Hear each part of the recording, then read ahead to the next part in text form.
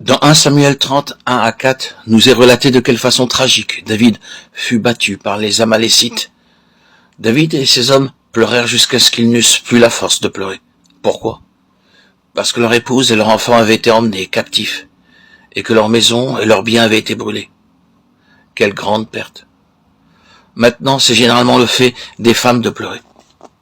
Elles pleurent sur le bord de la route, dans le bus, dans le train, partout. Mais un homme ne pleure pas. Si un homme pleurait sur le bord de la route, cela paraîtrait étrange. Ici, nous voyons que David et tous ses hommes pleuraient. Ceci montre qu'il y avait une très grande perte à recouvrer. Cette perte était la conséquence de la propre faute de David.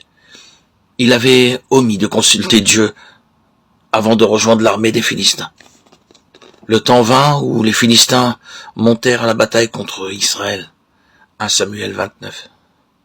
David vit là une occasion de se venger de Saül.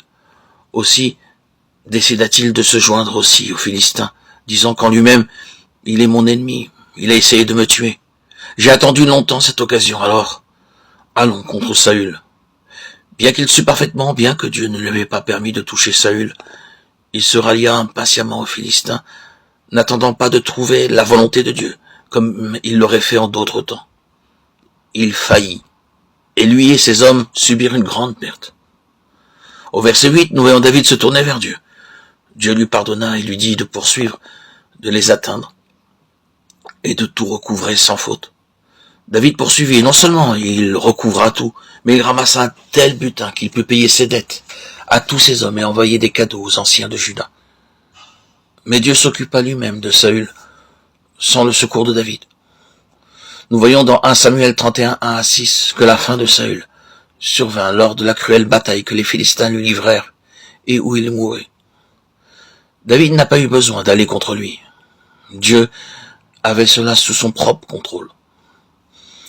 Mon avis est que nous n'avons pas à combattre contre les gens et utiliser des armes charnelles. La seconde fois où David subit une perte est relatée dans 2 Samuel 24, 1 à 4 et 13 à 17. Il succomba à la tentation de dénombrer le peuple. Il savait parfaitement bien que toutes les batailles avaient été menées et remportées à cause de la puissance de Dieu, et non par la force de son armée. Mais par orgueil, il voulait s'assurer qu'il avait une très grande armée sous ses ordres. La conséquence fut que Dieu le punit, et que 70 000 de ses hommes périrent. Il était sur le point de détruire Jérusalem, mais il retint sa main, lorsque David confessa son péché sur l'aire d'Ornan. Seigneur, j'ai péché. J'ai commis l'iniquité, mais ces brebis qu'ont-elles fait? Que ta main, je te prie, soit contre moi. Alors Dieu lui pardonna, et ce même lieu devint l'endroit où Dieu allait construire son temple.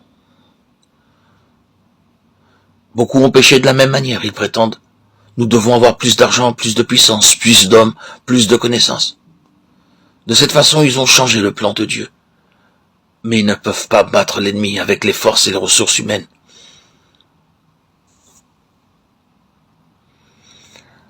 Sans l'aide de Dieu, ils ne peuvent rien.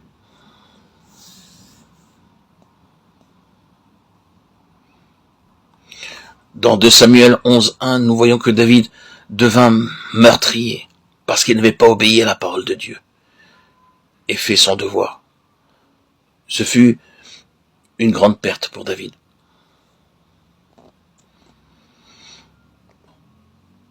David demeura à Jérusalem. Il fut tenté et commit un adultère. Il devint trompeur par la suite. Il se repentit sincèrement, mais Dieu dut l'humilier sévèrement.